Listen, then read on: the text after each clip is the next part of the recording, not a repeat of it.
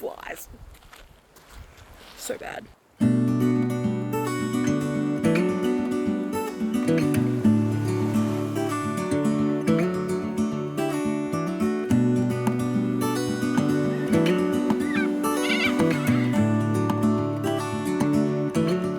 Since the last episode, I've travelled north from Pipapiti in South Australia, across the border and into the Northern Territory, and made my way to one of the most famous places in Australia, Uluru.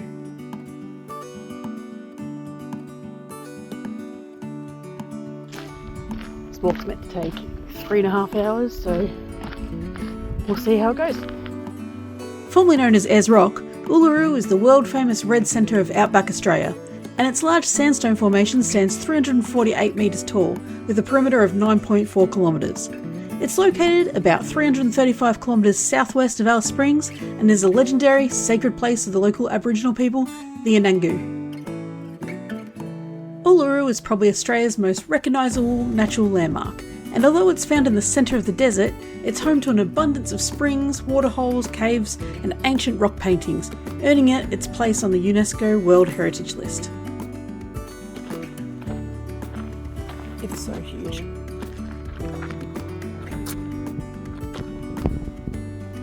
It's so big. In 1873, the surveyor William Goss sighted the landmark and named it Ayers Rock in honour of the then Chief Secretary of South Australia, Sir Henry Ayers.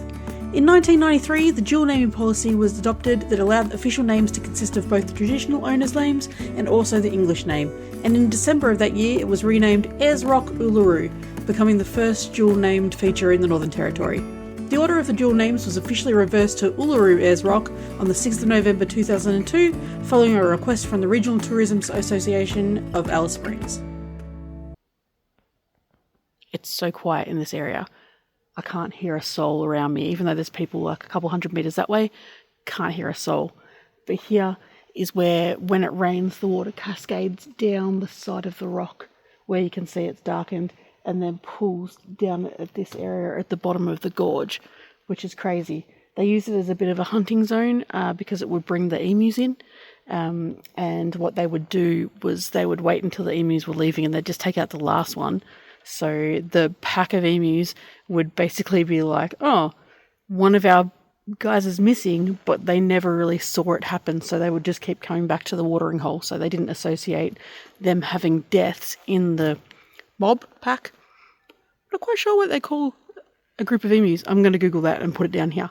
And anyway, the group of them would keep returning to the watering hole because they didn't associate it with the danger of being hunted.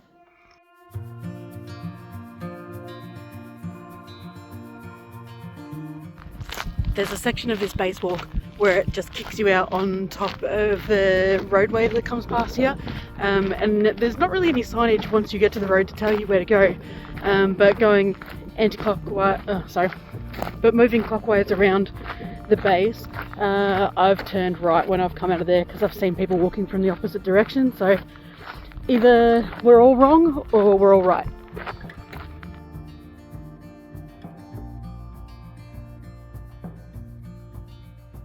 This whole side to the right of me as I'm walking along, I can't actually film it because it's another sacred site. This time it's one of the men's sites. So where the first one I got to was one of the women's sites, this one's men's. And it's a pretty stunning area, but yeah, can't show you unfortunately. Culturally sensitive, fair enough. Good news is we're all right and the track continues over here. Finally got to an area where I can start filming the rock again. For culturally sensitive reasons, there was a huge portion there that we're not allowed to show with you because they say it's inappropriate to share vision of that space without it being like you're there seeing it. It just doesn't spiritually work, I guess, is what they would say, is that you need to be here to experience it in real life and it just can't be shared from across the globe. So there's going to be areas of Uluru that unless you come here, you'll never know they exist. Worth coming for. I feel like this area looks like a rib cage.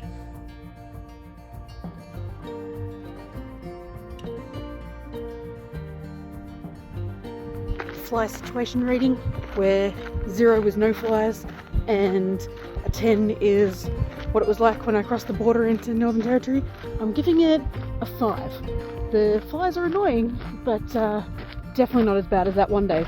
A lot of people are wearing those nets that go over their hats, and to be honest, that was probably a smart idea, but I didn't do it. But I'm surviving anyway.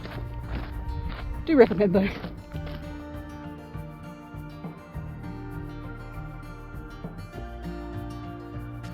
More sensitive sites that are really cool that I'm not allowed to show you.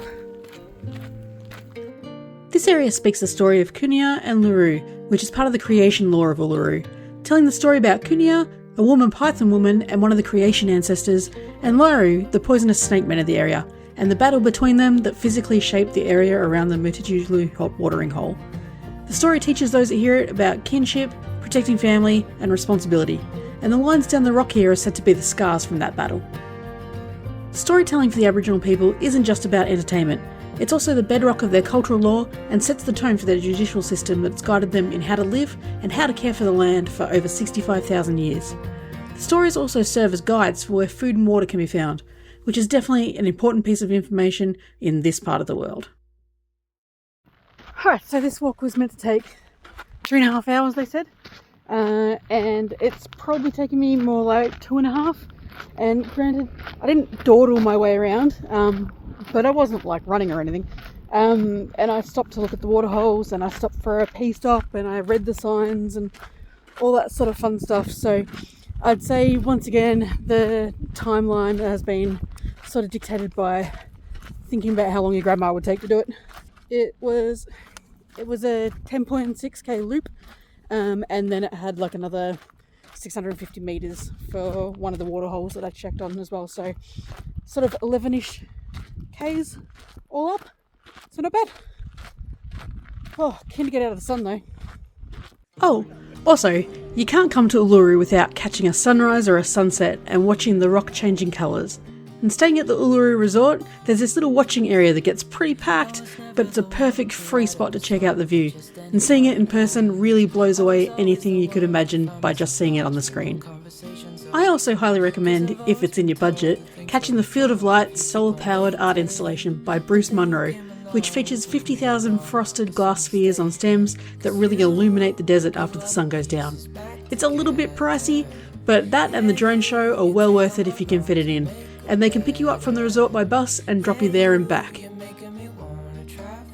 If you're at Uluru, you can't go past also visiting Kata Tjuta as well. While not as well known, the area formerly known as the Olgas is still pretty famous, and its 500 million year old rock formation features 36 massive weathered domes spread over a 20 kilometres square area. I'm taking on the Valley of the Winds walk here today, which is a grade 4 hike as it's steep and rocky in many places. The walk takes about 3 to 4 hours, depending on how hard you try to smash it out, or in my case, how many times I stop to look at the views. And there's drinking water located about half the way around the track. But don't let that give you a false sense of security, you're going to want to bring water on this walk. Because of how much this place acts like a furnace, on days when the temperature is set to hit 36 degrees, the trail will be closed at the first lookout at 11 AM. So plan your hikes for cooler days, or take off really early in the morning to give yourself plenty of time to return.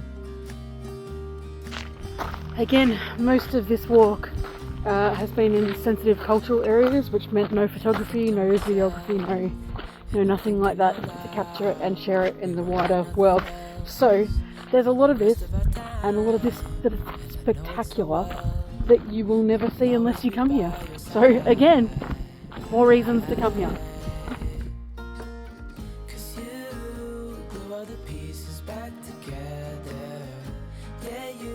Take all my wrongs and make them better.